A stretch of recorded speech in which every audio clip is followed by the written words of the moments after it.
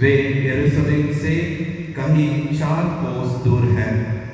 वे आपस में बातचीत और विचार विमर्श कर ही रहे थे कि यीशु स्वयं आकर उनके साथ ही लिया, परंतु शिष्यों की आंखें उन्हें पहचानने में असमर्थ रही। यीशु ने उनसे कहा, आप लोग राह चलते किस विषय पर बातचीत कर रही है? वे रुक गए। उनके मुख मलिन थे। उनमें से एक क्लियोपास ने उत्तर दिया, यरूशलेम में रहने वालों में आप ही एक ऐसा है जो वह नहीं जानते कि इन दिनों में वह क्या क्या हुआ है। यीशु ने उनसे कहा, क्या हुआ है?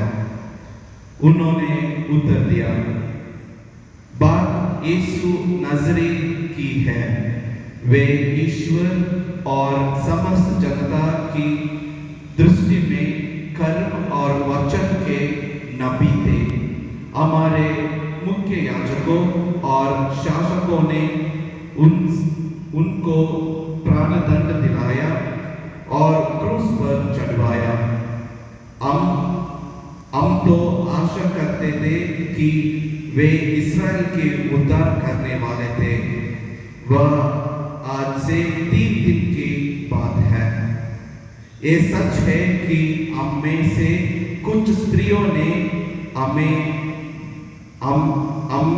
बात आश्चर्य में डाला है कि वे बड़ा सवेरे कब्र के पास गए और उन्होंने यीशु का शव नहीं मिला। उन्होंने लौटकर कहा कि उन्होंने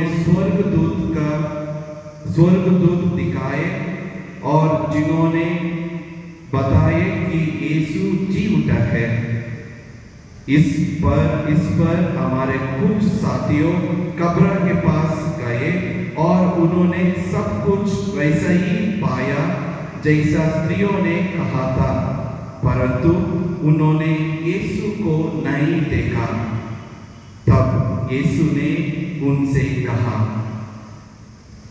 रे निर्बुद्धियों, नबियों ने जो कुछ कहा है उस पर विश्वास करने में तुम्हें कितनी मंदमति है।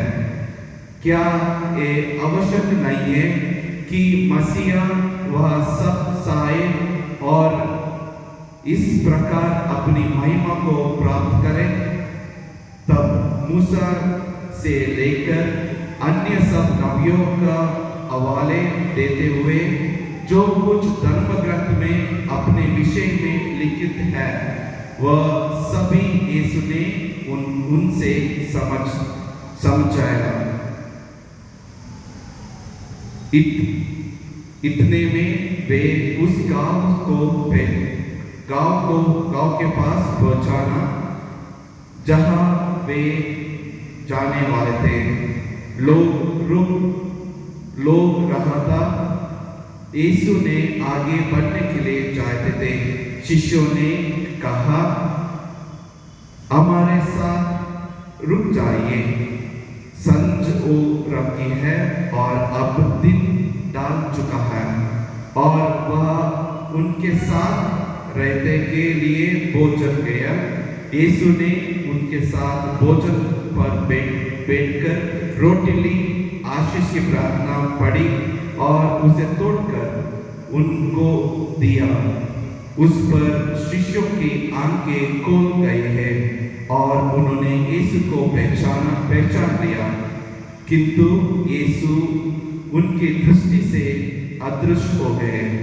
तब शिष्यों ने एक दूसरे से कहा, हमारे हृदय कितना उद्दीप है जब वे रास्ता में हमसे बातचीत करते रहे और हमारे लिए धर्म ग्रंथ के वाक्य करते रहे।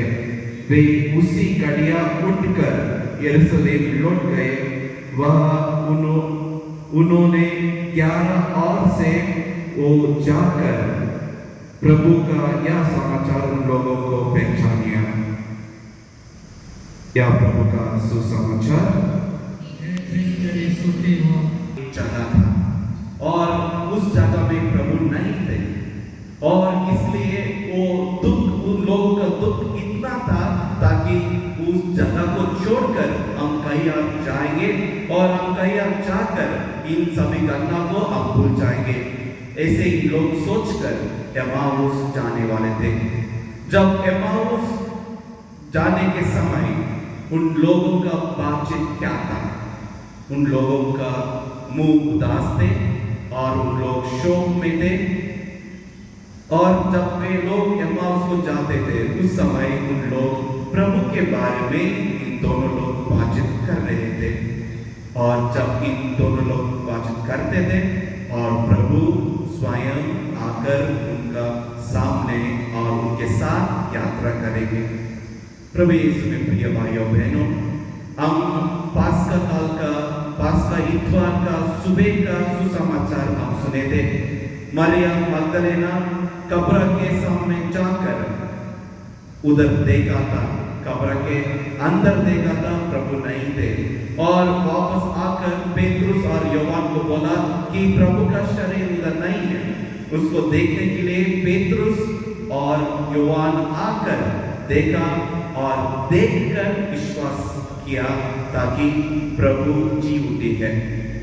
बाद में मरियम मगदलेन उधर कब्र के सामने रहकर रो रही थे। जब रोकर प्रभु को मिलने के लिए वो आशा करते थे। जब प्रभु आकर मरिया ऐसे बुला के समय वो बोलते हैं रबोनी, गुरुवर। जब एक ही शब्द, प्रभु का एक ही शब्द में मरियम मगदलेन पहचाना ताकि यीशु जी उठा है। और काली कब्र में योहान पहचाना यीशु जी उठे हैं। और हम पिछले रविवार में हम सुसमाचार में सुने थे कैसे थॉमस ने प्रभु का स्पर्श कर प्रभु जी उठी है, सच में जी उठी है। ऐसे उन लोग प्रभु का विश्वास बढ़ते जाते थे। आज का सुसमाचार में इन दोनों शिष्य हमको प्रभु नहीं चाहिए क्योंकि प्रभु मर चुका है। और उन लोगों का आशा थे ताकि एक दिन प्रभु आकर इस्राएल को उनके वश करेंगे और इस्राएल के साम्राज्य में प्रभु सिंहासन में बैठेंगे, यही उनका आशा था। लेकिन प्रभु मर गए, प्रभु को क्रूस पर डाले थे, प्रभु अभी कब्र में है। इन लोगों का आशा टूट गई और इसलिए इन लोगों को यरूशलेम छोड़कर एमाउस जाते थे। एमाउस में जाकर थोड़ी आराम करेंगे, एमाउस में जाकर हम थोड़ा इन सभी बुरा घटनाओं को हम बुलाकर हमको नया जीवन हम उधर बितेंगे, ऐसे इन लोग सोचा था। लेकिन जब वे यात्रा करते थे, जब इन दोनों लोग प्रभु के बारे में इन दोनों लोग बातचीत किया, उस समय यीशु उनके साथ थे, उनके साथ चलते थे। प्रभु यीशु में प्रिय भाइयों बहनों, मत्ती की सुसमाचार में प्रभु कहता है जहां 2 और 3 आदमी मेरे नाम से एकत्रित होते हैं उनके समय में रहेंगे, हम रहेंगे। यीशु प्रभु ने ऐसे कहा है जहां 2 और 3 आदमी जहां है प्रभु उनके साथ है। वो पुनरुत्थान का विषय है। प्रभु का प्रसन्नता हम कैसे पहचानते हैं? प्रभु का प्रसन्नता हमारे इस मिसा में हम कैसे पहचानते हैं? 4 रीति में हम प्रभु को पहचान सकते हैं। पहला, हम भक्त विश्वासों, आप लोगों का विश्वास में जहां 2 और 3 प्रभु के नाम में हम इधर एकत्रित हुआ है, हमारा विश्वास में प्रभु है। जैसे इन लोग ने प्रभु का बारे में बातचीत किया था और प्रभु उनके साथ थे, इसलिए हम बोलते हैं हम आपका कुटुंब में और आपका परिवार में आपका फैमिली प्रेयर करने के लिए। जब फैमिली प्रेयर करते हैं 2 और 3 और माता पिता और बच्चों जब प्रार्थना करते हैं, प्रभु हमारे पास रहता है, यही हमारा विश्वास है। और दूसरा, कैसे प्रभु हमारे पास रहते हैं? वचन से। वचन के रूप में प्रभु हमारे साथ, प्रभु हमारा हर मिसा में हमारे साथ बातचीत करते हैं। और तीसरा, रोटी के रूप में प्रभु हमारे पास रहता है। जैसे इन शिष्यों ने प्रभु को जाने के समय, प्रभु आप हमारे पास रहिए, अभी अंधेरा है, अभी गांव में हम नहीं चलेंगे, आप इधर रहिए, ऐसे बोला।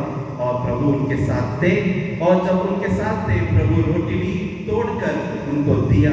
जब इन लोग ने रोटी को भोजन में स्वीकार की, और उस समय उन लोगों का आंखें खोल गई और प्रभु को पहचान लिया। हर मिसा में हम वही रोटी को हम स्वीकार करते हैं। जब हम रोटी को स्वीकार करते हैं, हमारे अंदर वो शक्ति आता है, जब हम प्रभु को पहचान सकते हैं। जब हम प्रभु को पहचान सकते हैं, तब हम उस अंधेरे में भी, उस घटना में भी, उस क्या संदर्भ में थे, वो सभी हमको छोड़कर हम यरूशलेम को, जहाँ ईश्वर है, जहाँ भगवान है, उसको हम उधर आते हैं। यही पुनरुत्थान प्रभु का प्रसन्नता है। हर मिसा में हम उसको विश्वास करते हैं, जहाँ प्रभु हमारा जीवन में रहते हैं, जहाँ प्रभु हमारा जीवन में सभी दुखों को, सभी अंधकारों को मिटाकर, जहाँ अंधकार रहकर भी हम उसके साथ में हम चलते हैं, लेकिन हम परेशान नहीं लेंगे, क्योंकि प्रभु हमारे पास रहते हैं। इस विश्वास में हम इस मिसा को भाग लेंगे। हम सभी खड़े होकर हमारा विश्वास को निवेदन करेंगे।